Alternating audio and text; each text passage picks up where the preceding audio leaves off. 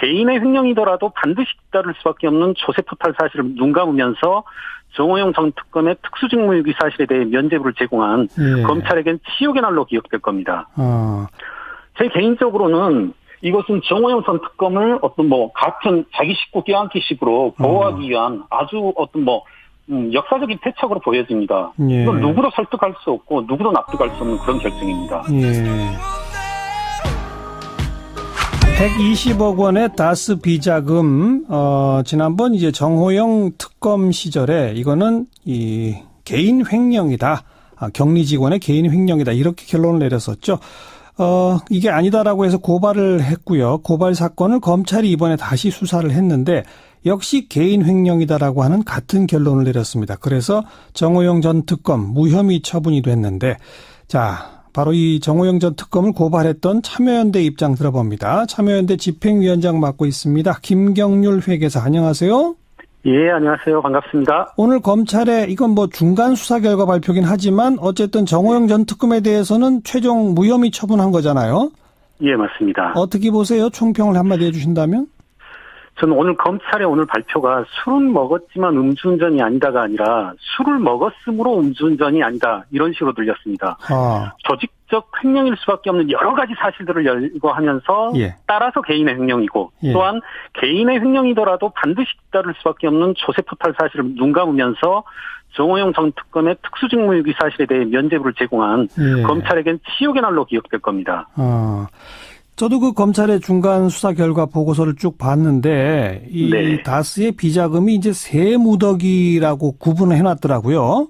네, 그렇습니다. 하나가 이제 그 전 특검부터 문제가 된 이 120억이고 또 하나는 회사가 조직적으로 조성한 비자금, 또 하나는 경영진들이 아름아름 조성한 비자금 이런 식으로 해놨는데 그러면서 요 문제가 된 120억은 회사 조직적으로 하는 비자금을 관리하던 격리 직원이 비슷한 방식으로 혼자 빼먹은 거다, 이렇게 얘기한 거잖아요.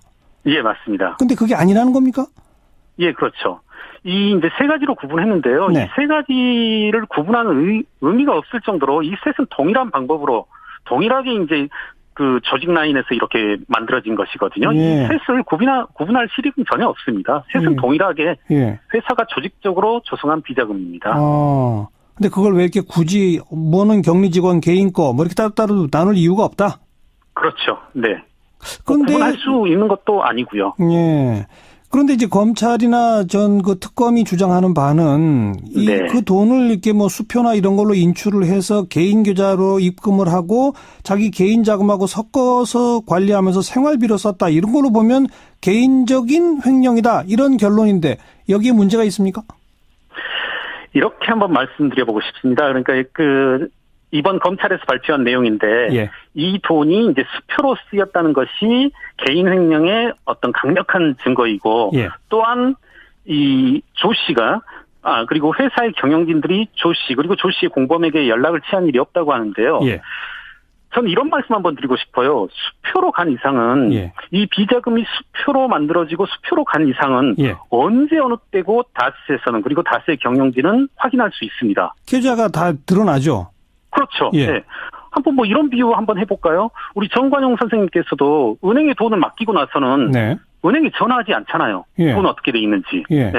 그런데 이렇게 은행에 공범에게 전화를 하지 않았다는 사실이 개인적 횡령을 입증하는 반증이다. 이건 좀 터무니없는 그런 사실입니다. 그러니까 수표로 가져가서 자기 계좌에 넣었다는 것 자체가 그건 횡령일 수가 없다. 조직적인 거다. 그렇죠. 이렇게 한번 그러니까 이제 이 표현이 있어서 이렇게 청취자분들 일반 국민들이 헷갈리실 텐데요. 처음부터 제가 우리 정관영 선생님과 청취자분들께 한번 질문을 드려볼게요. 제가 거문도를 만들었습니다. 자, 첫 번째는 제가 선생님께 우리 정 선생님께 수표로 드렸어요. 그러면 저와 정 선생님은 어떤 관계일까요? 또 제가 정 선생님께 현금을 드렸어요. 둘은 어떤 관계일까요? 제가 우리 정 선생님께 드리려는 질문의 요지는 어떤 경우에 현금이 오가고 어떤 경우에 수표가 오갔냐는 거죠. 수표가 오갔다는 것은 저와 정 선생님은 공범이라는 겁니다. 공동운명이라는 거죠. 그렇죠. 둘의 관계는 속일 수가 없거든요. 그렇죠. 이 다스와 조모 씨와 관계에서 이게 개인적인 횡령이기 위해서는 조모 씨가 회사를 속이기 위한 행동을 해야 되는데 수표로는 속일 수가 없습니다. 불가능합니다. 예. 개인적인 횡령이기 위해서는 예. 현금으로 빼돌렸어야죠. 예. 즉 제가 드리려는 말씀의 요지는 결정적으로 이게 조직적인 범죄임을 드러내는 수표 발행 사실을 가지고서 알겠습니다. 이게 지금 개인적 범죄다라고 이 검찰이 둘러댄다라면 이게 예. 누구야 믿을 수 있냐는 거죠. 예. 참 말씀 듣고 보니 그러네요. 근데 검찰은 왜 이렇게 결론을 내렸다고 생각하세요, 그러면? 제 개인적으로는 이것은 정호영 전 특검을 어떤 같은 자기 식구 껴안기식으로 보호하기 위한 아주 어떤 역사적인 패착으로 보여집니다. 예. 이건 누구도 설득할 수 없고 누구도 납득할 수 없는 그런 결정입니다. 예. 그래요. 그런데 어쨌든 오늘 이게 중간 발표라고 요 부분을 발표하면서 네. 계속 수사 중인 사안이 많다. 네. 그 도곡동 땅 판돈이 어떻게 흘러갔는지도 지금 수사 중이다. 또 비자금도 그 기자들이 수백억 대냐 물어보니까 일절 언급은 안 하지만 아무튼 어마어마한 그 비자금을 계속 또 지금 또 추가로 더 있다. 확인하고 있다. 네. 최고 수사 중이다. 자꾸 이제 그런 얘기는 했잖아요. 네네. 그건 뭘 의미하는 겁니까? 사실은 저희가 고발 당시에도 이미 그 다스 내부의 장부를 입수했었고요. 예. 그 이후로도 이제 통장들을 이제 입수해서 살펴봤는데 예. 사실 다스의 비자금 규모라고 하는 것은 100억, 200억, 수백억 대 규모가 아닌 계속 어느 곳에서도 발견될 수 있는 그런 사안이었습니다. 예. 그렇기 때문에 지금 검찰에서 발견한 것들이 새로운 사실들은 아니고 예. 다만 이제 정호영 전 특검을 이와 같이 보호하면서 예. 이제 MB에 대한 수사는 멈추지 않고 기소에까지 나아가는데 문제는 없을 거다라는 식으로 국민들에게 살짝 눈 돌리기 식으로 그런 처분으로 보여집니다. 그러니까 김경률 회계사 보시기에는 이명박 전 대통령 수사는 우리가 열심히 합니다. 그런데 아무리 뒤져봐도 정호영 전 특검은 문제가 없더군요. 이렇게 해석하시는 거로군요. 네, 그렇게 보여집니다. 그러면 참여연대가 그 고발했던 거는 그냥 이걸로 끝나는 겁니까? 다른 방법이 없나요? 이거 한 가지 더 말씀드리고 싶습니다. 네. 지금 정호영 전 특검의 주장 그리고 오늘 발표된 검찰의 주장을 100% 모두 다 인정하더라도 이 사실 하나는 아직 남습니다. 뭐냐면 비자금 조성을 어떤 식으로 하였냐면 물건 매입 대금을 이렇게 부풀려서 조성했다고 이제 검찰이 발표하였거든요.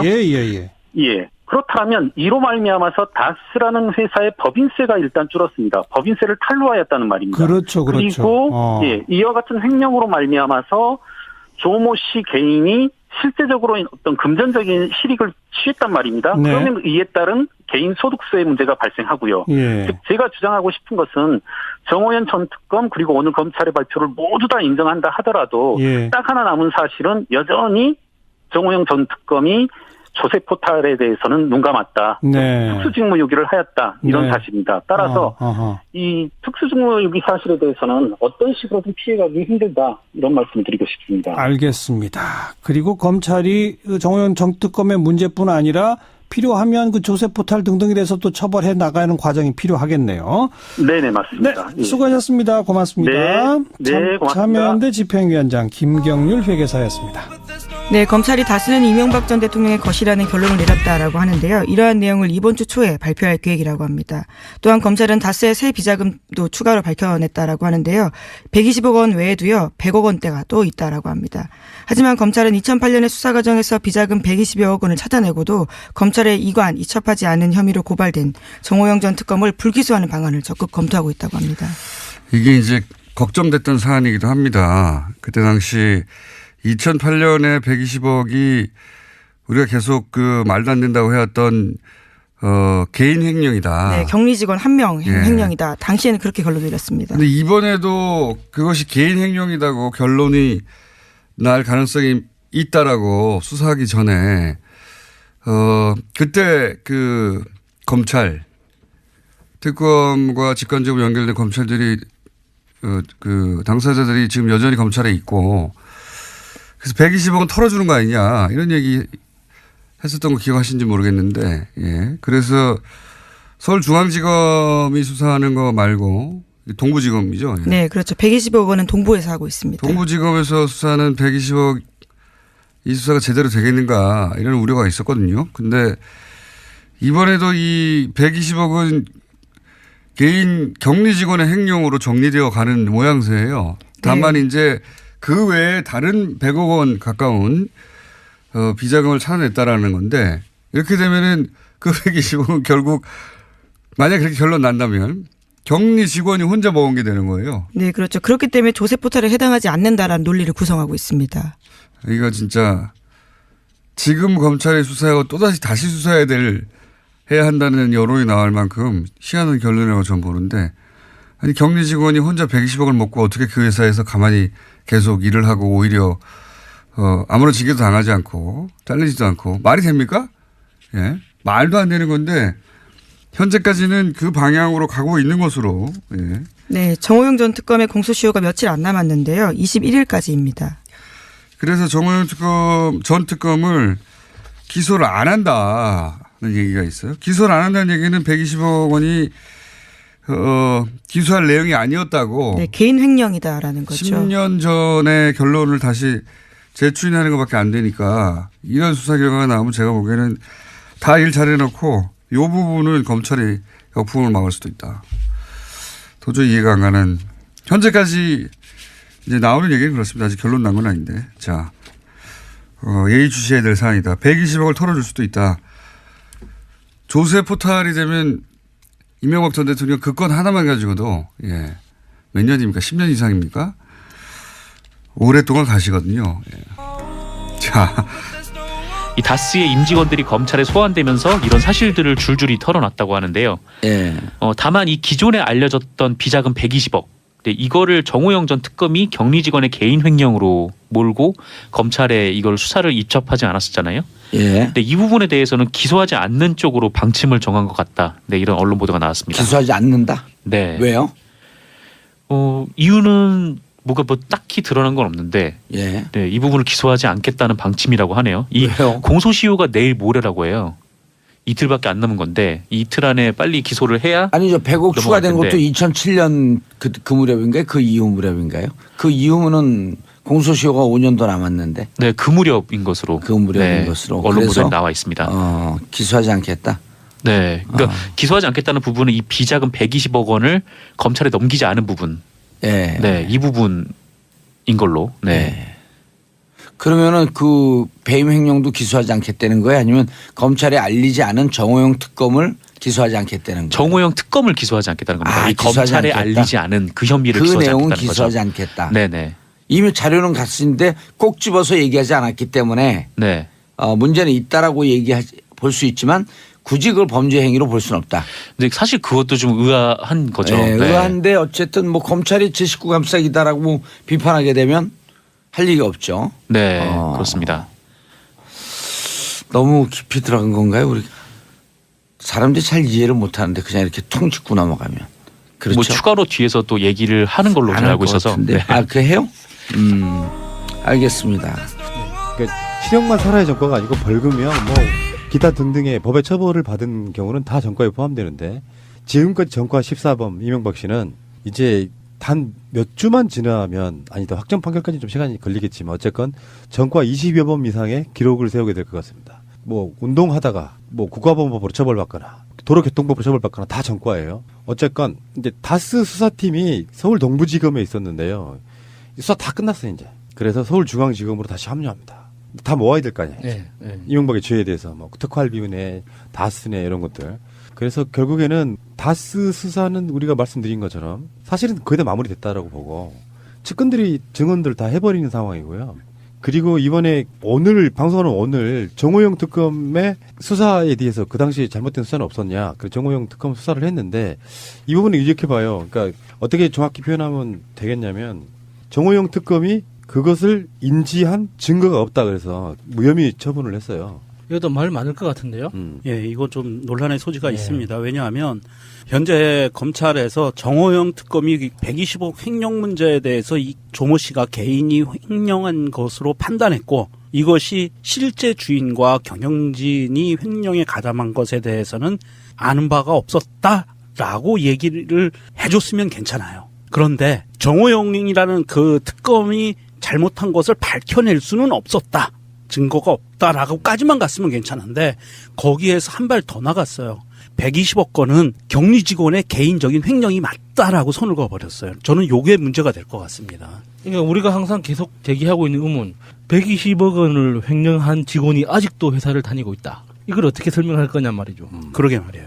그러니까 죄가 없다라기보다는 특검이 추가 비자금을 인지한 증거가 없다 이렇게 보시면 될 것 같고, 그러니까 정호영 특검한테 면죄부를 줬다기보다는 정황은 있을 수 있는데 확정돼서 범행으로 볼 만한, 그러니까 일부러 정호영 특검이 이명박의 다스 수사를 할 때 그런 식으로 쉴드용으로 특검을 했다는 증거가 없다 이렇게 받아들이면 될 것 같고, 마치 그게 정호영 특검이 죄가 없다 이렇게 저는 받아들이고 싶진 않고요.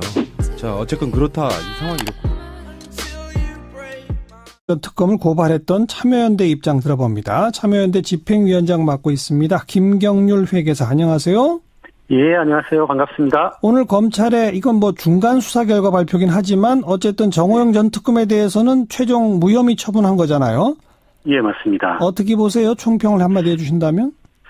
저는 오늘 검찰의 오늘 발표가 술은 먹었지만 음주운전이 아니다가 아니라 술을 먹었으므로 음주운전이 아니다, 이런 식으로 들렸습니다. 조직적 횡령일 수밖에 없는 여러 가지 사실들을 열거하면서 따라서 개인의 횡령이고 또한 개인의 횡령이더라도 반드시 따를 수밖에 없는 조세포탈 사실을 눈 감으면서 정호영 전 특검의 특수직무유기 사실에 대해 면죄부를 제공한 검찰에겐 치욕의 날로 기억될 겁니다. 저도 그 검찰의 중간 수사 결과 보고서를 쭉 봤는데 이 다스의 비자금이 이제 세 무더기라고 구분을 해놨더라고요. 개인의 횡령이더라도 반드시 따를 수밖에 없는 조세포탈 사실을 눈 감으면서 정호영 전 특검의 특수직무유기 사실에 대해 면죄부를 제공한 검찰에겐 치욕의 날로 기억될 겁니다. 제 개인적으로는 이것은 정호영 전 특검을 어떤 뭐 같은 자기 식구 껴안기식으로 보호하기 위한 아주 어떤 뭐 역사적인 패착으로 보여집니다. 이건 누구도 설득할 수 없고 누구도 납득할 수 없는 그런 결정입니다. 120억 원의 다스 비자금, 지난번 이제 정호영 특검 시절에 이거는 이 개인 횡령이다, 격리 직원의 개인 횡령이다, 이렇게 결론을 내렸었죠.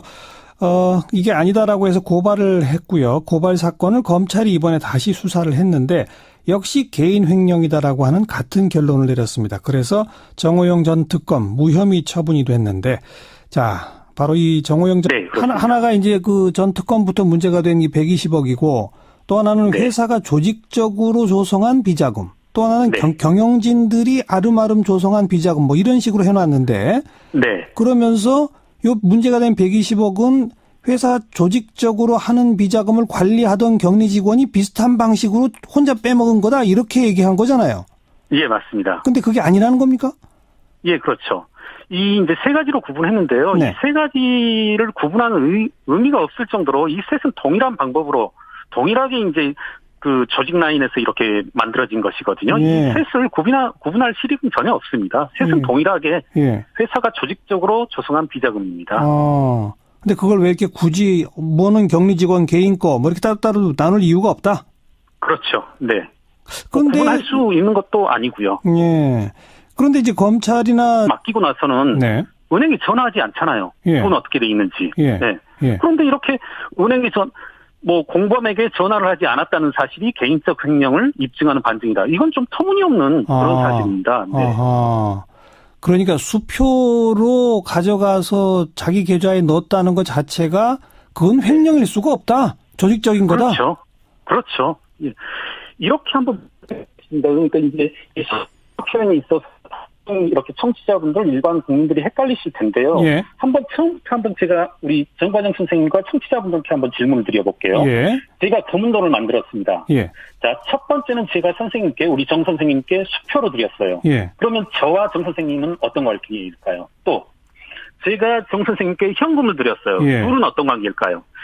제가 우리 정 선생님께 드리려는 질문의 요지는 어떤 경우에 현금이요? 전 그 특검이 주장하는 바는 그 돈을 이렇게 뭐 수표나 이런 걸로 인출을 해서 개인 계좌로 입금을 하고 자기 개인 자금하고 섞어서 관리하면서 생활비로 썼다, 이런 걸로 보면 개인적인 횡령이다, 이런 결론인데 여기에 문제가 있습니까?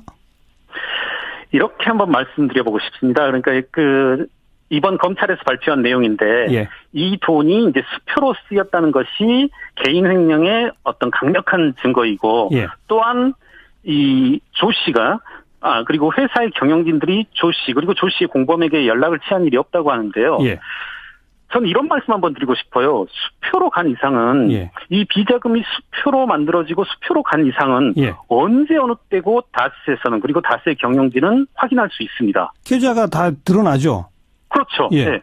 한번 뭐 이런 비유 한번 해볼까요? 우리 정관용 선생님께서도 은행에 돈을